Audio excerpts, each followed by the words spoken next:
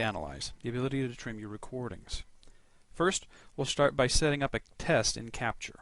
We'll start a new project called Starry Night, and then we'll set up a task where the users open up Van Gogh's artwork from the desktop, and then they'll look at it for 10 seconds.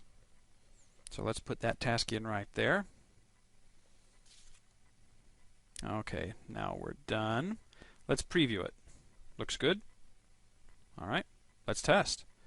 So we'll get a user in here, and then we'll turn on the headset, set it up, and adjust the light so it catches their eye. And whenever you're adjusting the light, make sure the light comes up from underneath as much as possible so that it lights the entire eye without any shadows from above. Now let's look at the corners.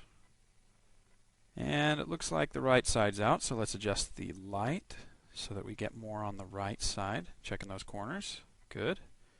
And let's check the other corners to make sure we didn't miss anything up there. Alright, looks good. Let's start a test and watch what happens. You'll also note that the calibration in Capture is randomized in this upgrade of the software. This way the users can't anticipate the dots and possibly mess up their own calibration. So this is something else that'll help facilitate faster calibration as well.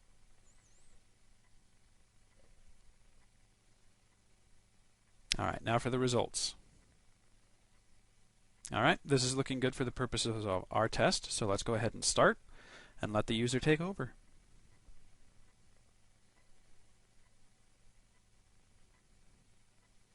Now it's taking them a little bit before they decide. We'll have to cut that out from the beginning of the recording. Also, you'll note I'm not really timing the 10 seconds that I'm looking for here. I just want them to look at the picture.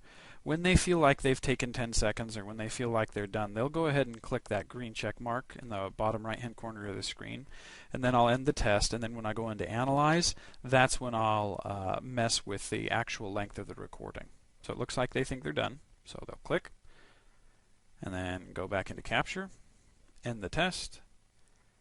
And this is our third user, so we're going to call this recording 3. Okay. And now we're done. So let's go to Analyze. And in Analyze, I already have a recording open for us to start with.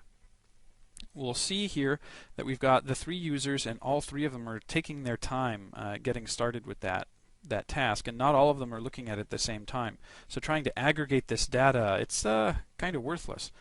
Especially with user 2 there, the one in blue. They seem to be having trouble following instructions or finding an icon in the middle of a blank desktop.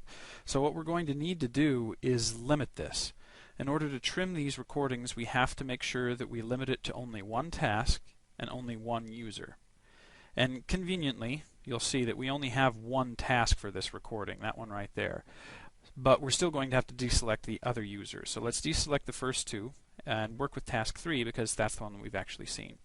You'll see at the bottom 2 little triangles. Those are the trim sliders, and you move them both to trim either from the beginning of the recording or trim information from the end of the recording. And as we look through the playback, we see that it's around 4 seconds that they actually start looking at that image. So what we want to do is we want to adjust the slider to about the 4-second mark. It'll start replaying from where we started it. Okay, and then we'll inch it forward until we actually get the point that we're looking for. Looks like we've got it there at about 4.300 seconds. And since we only want 10 seconds, the first 10 seconds, we're going to bring the second slider to 14.300. So there's our 10 seconds there. Now let's go to user 2. This is the one that had some trouble. Let's grab the slider and move it along. Okay, it's about 10 seconds where they actually started looking at it. So I'll bring the slider over, and just like before, we'll keep tinkering with it until we think we get the right timing. It's looking like it's in the 10.5 something range. 10.580, okay. And then we'll bring it back to 20.580 to make sure that we get our 10 seconds of viewing. Great. And now let's go to user 1.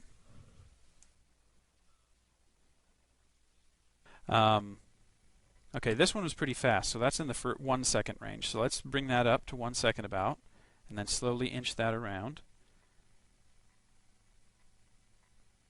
Okay, it looks like 1.540, so let's bring this to 11.540.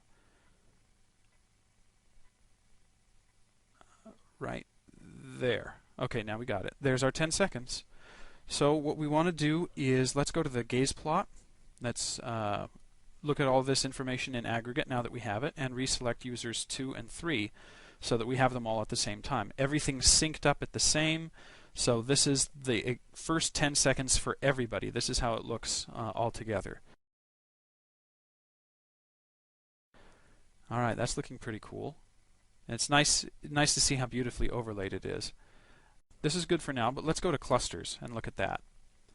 Now clusters take some time to render, so we're going to use some movie magic and move ourselves forward.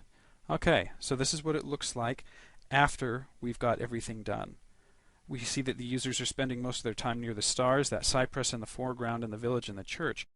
So now I've limited this data to just the 10 seconds that make meaning for me, but let's go ahead and take a look at the heat map while we're at it too.